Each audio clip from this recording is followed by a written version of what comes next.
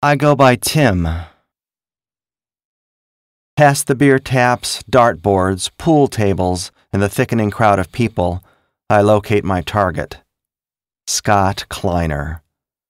A shiny name tag dangles from the front of his sports coat, but I don't need it to identify this balding asshole. You better believe I remember the leather-jacketed quarterback who routinely pushed me against my locker, called me fag, and punched me in the stomach to the delight of my smirking classmates. With an arm jiggle, the syringe tumbles down my shirt sleeve and into my cupped palm. My thumb finds the capped point, ready to twist and unleash the needle inside. Perhaps I'm being a little forward, since there is a fair amount of barroom terrain to cross between us. Timmy? A weathered blonde woman who seems distantly familiar appears before me. I try not to glance at her name tag, but it happens anyway. Jenny Hawkins Corvath. I go by Tim now, I say. Jenny wears a grin wider than the Cheshire Cat's, and yes, I remember her. Jenny Hawkins, student council, cheerleader. Legendary tits back then, but now they hover closer to her waist. She casually dated a friend of mine for about 2 weeks during junior year. Tim Phillips, well, it's so good to see you. What on earth have you been up to? Before I can open my mouth, she continues. For the life of me, I can't remember you attending the 10-year. Were you at the 10-year? No, I was out of town that weekend. In fact, I was in Bosnia on a job so lucrative that I didn't work at all for 6 months afterwards. I miss those days. Now I'm lucky if I get one job every 6 months. Stupid economic downturn. Well, it's so good that you're here now, she says. I haven't been keeping up much with our classmates, you know, so it's just so wonderful to visit with everyone again after all this time. What have you been doing with yourself? Traveling, doing a lot of consulting for people, that kind of thing. My standard answer. Jenny scrunches her brow, but I pay no mind because I'm monitoring Scott in my peripheral. He's talking to a former junior varsity wide receiver / date rapist who now sells life insurance and drives a minivan. I forget his name. Jenny, it's nice to see you again, but you'll have to excuse me. My mind wanders to a particular spring afternoon when, after lunch, I was walking across the school parking lot to the annex building. The team's starting running back had a new alarm installed on his car, and the cool kids had a recent tradition of smacking the hood to trigger the alarm. The social norms of my lower caste forbade me from participating, but I decided to chance it anyway. No sooner had I thumped the car with a closed fist, the jarring blount, blount, blount echoing across the campus, when someone grabbed me from behind. 2 of the offensive linemen steadied my shoulders while Scott Kleiner socked me in the stomach. By this time, a crowd had gathered to watch. I was so accustomed to this treatment that I had already anticipated a beating as punishment for my crime of touching the car. I'm sure Scott knew this, and that's why he unbuckled my belt and yanked down my pants and boxers, exposing my junk for all to see. Despite being late spring, it was quite chilly that day. I need to forget about this. I'm here tonight on business. Make any job personal, and then it becomes too easy to overlook the crucial details. I need to forget about the towel popping in the gym shower room, the taunts scrawled on the outside of my locker, the spitballs flung at me across classrooms. I escape Jenny and order a Yingling at the bar because I need a few minutes to think. Here's what I know. Tomorrow morning, Scott Kleiner will board a plane for Venice and won't be back for a month. He cannot get on the aircraft. Procedures are different in Europe, and I'll have a much harder time tracking him.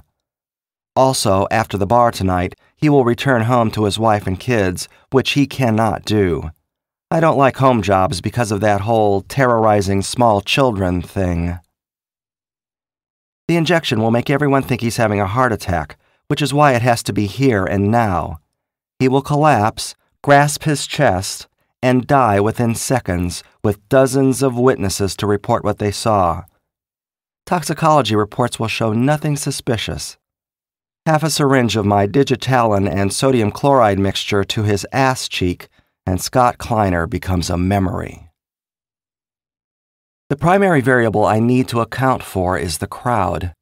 I obviously have to get close to stick him, but I prefer not to be seen brushing up against Scott Kleiner moments before he crumples into a heap of convulsing flesh.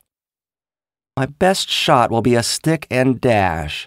Glide right behind him, poke him, and glide on by. I drain the beer and wipe foam from my mouth. No more waiting. I flip a $5 bill onto the bar, nod at the bartender, and melt into the mob. I meander through them with my eyes level, hoping to avoid any more Jenny Hawkins-type incidents. Approximately 30 people stand between me and Scott Kleiner, who is still chatting with the date rapist. I can use the crowd to my advantage. My approach takes me on a broad arc towards him, through the bar patrons, trying to stay vigilant against anyone between us who might cause problems. I have to detour to avoid what's-his-name, the kid who had the pubescent mustache that I played role-playing games with as a freshman. He'd want to talk to me for sure, because he's now the wealthy CEO of some Austin-based former startup tech company gone public. Skulking through my cover, I'm confident that pubescent mustache hasn't seen me. I make my way back toward the corner, trying to keep out of Scott Kleiner's vision. He and date rapist bump fists and separate, so Scott Kleiner is now standing alone. Have to hurry. I'm close. 10 feet. I make myself smaller to avoid entering his line of sight. In 5 more seconds, I'll be able to slip past him and... "Timmy Phillips," he says. Stupid, stupid me. I assumed he'd keep his eyes forward, but I wasn't far enough to the side to avoid his peripheral vision. I stand up straight and acknowledge him. "I go by Tim now," I say, trying to hide a scowl. Maybe I can meet him at the airport tomorrow morning. But if he sees me then, how do I explain myself? Just happen to be flying out of the international terminal on the same day? His eyes glisten with something that seems like nostalgia. "Wow, Timmy Phillips. Oh, wait, I mean Tim." He raises his beer glass and nods at it. "Sorry, had a few already. How the hell are you, Tim?" I'm trapped now, with no choice but to engage, despite the fact that I should clearly abort and exfiltrate. "Not too shabby. How are you?" "Oh man, I'm so blessed these days. My oldest is first in his class, my wife finally found a publisher for her cookbook, and I just made partner at my firm." He pauses, grinning. "I know that sounds like a laundry list. I feel like I've given that same speech 100 times tonight, you know? Everyone wants the quick and dirty version of what you've been up to." "Sure, I get it." "What about you, Tim? What have you been doing with yourself?" "Oh, you know, not too much. Traveling quite a bit, doing consulting work here and there for some private firms." He flashes a toothy smile. "Wow, right on. So good to see you." I realize that my face is blank because I'm working and that's just my natural expression. I force the corners of my mouth to curl upwards, and this gets a response from him. "Do you smoke?" he says. I nod. "The wife won't let me smoke at home," he says. "Want to step outside with me and have one?" Here's an interesting opportunity. We can step outside, preferably in the alley behind the bar, and I can stick him without any pretense or subterfuge. Then he falls to the ground. I wait a few seconds, run inside the bar and shout for help. Not nearly as good as Plan A, but with my limited options, maybe the only viable one left. I'll probably have to talk to the cops, but that's not a showstopper. I follow Scott Kleiner outside into the cool evening air, and just as I'd hoped, he rounds the back of the bar. In the alley, he opens a cardboard box from his jacket pocket and extends a brown cigarette to me. I pass it under my nose, noticing a distinct aroma from the tobacco. "Very nice," I say.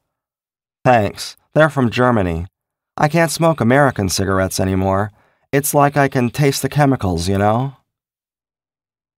We light up, silent for a few moments. He stares lazily as we puff our cigarettes, which unnerves me. He can't possibly know why I'm here, can he? "I gotta tell you," he says, "I was a total asshole in high school." Oh, Jesus, I do not want to have this conversation. It's okay, Scott. You don't have to. He steps forward and places a hand on my wrist. No, please, hear me out. A tiny, labored breath escapes his lips as if he were about to speak, but nothing would come. His face, unchanged from 20 years ago except for a few delineated wrinkles, is only a few inches from my own. He looks at my lips, then back into my eyes. Scott Kleiner leans forward and kisses me. His tongue darts into my mouth, the sandpaper of his 5 o'clock shadow scraping against my chin. I take his head in my hand, running my fingers through his thinning hair. He presses up against me. Even in his late 30s, he still has that svelte quarterback's physique. I'm surprised, but lost in the moment. I pull away. Scott, we can't. He lays his fingertips against the side of my face. It's okay. Somehow I feel you always knew this about me. And maybe I did know, but I don't respond. Instead, I kiss him again, letting him wrap his arms around me, the warmth and strength of his body enveloping mine. He moans and thrusts his hips forward, his bulge pressing against my thigh. I let one hand slide down the back of his jacket to his waist and pull him closer. Then, with a jolt, he stops advancing. He ceases his embrace and gapes at me, eyes wide and unsure. He tries to take in a breath, but it catches, and a spot of drool appears at the edge of his mouth. Scott Kleiner grasps his chest with a clawed hand, and his face contorts into a grimace as he stumbles backward and emits muted grunts of pain. He falls to the ground, wheezing and sputtering. I glance left and right, waiting and listening for the last breath to escape his lips. I replace the cap on the syringe, wipe my mouth, and dash back inside the bar. Discussion questions. 1. What the hell just happened? 2. Did Scott Kleiner get what he deserved? 3. Why are there so many stories about teenage bullying? Is it because it's a real problem in the world? Yes, the answer to that question is yes.